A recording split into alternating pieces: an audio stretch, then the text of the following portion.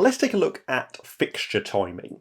So we might be familiar with the idea that a queue can have a fade time, and going a little bit deeper than that, we've seen how we can have intensity having one time, but then maybe colour or position having different timings, meaning we can have different timings for each attribute family in a queue. But kind of drilling down further than that, we can then actually apply timings for individual fixtures in a queue. Each fixture could have a different fade time. So let's take a look. I've got my visualization software running bottom right of the window here, and I'm going to go and use the syntax go to 11 enter to go into Q11. My next queue, if I go into it, well, that's bringing up lights 31 through 37. You can see they fade on with a blue intensity level here. And those are my lights, my downstage spots. It's really simple. They're moving lights, but they're just literally coming on in intensity. There's no movement there.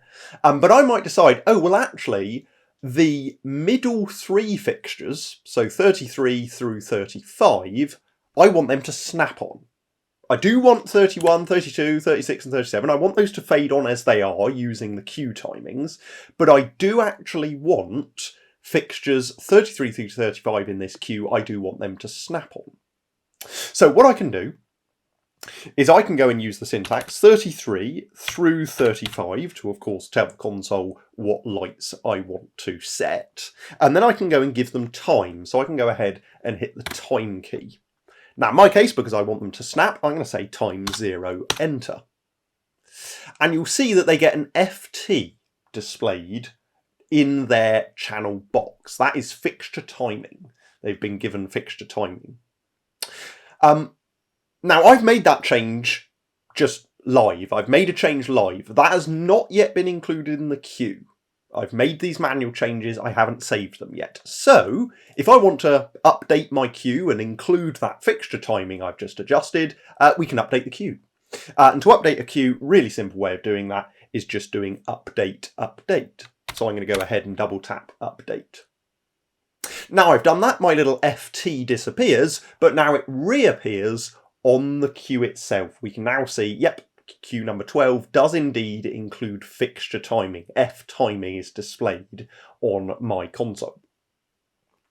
If I use my view drop down here, I can actually display my fixture timing. If your view drop down is hidden, that's because you've got your layout options hidden. So just go and enable those, and then you can display your fixture timing. We can see here, there we are. We can see that our white text is our custom timing. With our grey text, well, that's just the default queue timing. But we can see there that our custom timing is displayed in the white text there. I'm actually going to go and hit live. That will take me back to my normal classic view rather than the timing view. So let's take a look. So I'm going to go back into Q11. There we go. And I'm going to press my go button and notice how 33 through 35 they snapped on, but fixtures 31, 32 and 36 and 37, well, they still use the queue time. I'll just run that again so we can see it again. Middle three snap on and the outer pair raise up. Excellent stuff. That's exactly what I wanted. I'm happy with that. But I might decide, oh, actually, I want to get more creative. I want to give my fixtures a range of timings. And that means that I can actually give a selection of fixtures an automatic calculation of what time they need to be given. So let's do an example. This time, I decide, right, scrap that, 33, 30, 35. I don't want them to snap on. I actually want that whole range of fixtures to fade on one after the other. So this time I'm going to use the syntax, and I'm still in Q12 because Q12 is the one I want to make adjustments to, but I'm going to use the syntax 31 through 37 time 0 through 7, and I'm going to go ahead and hit enter.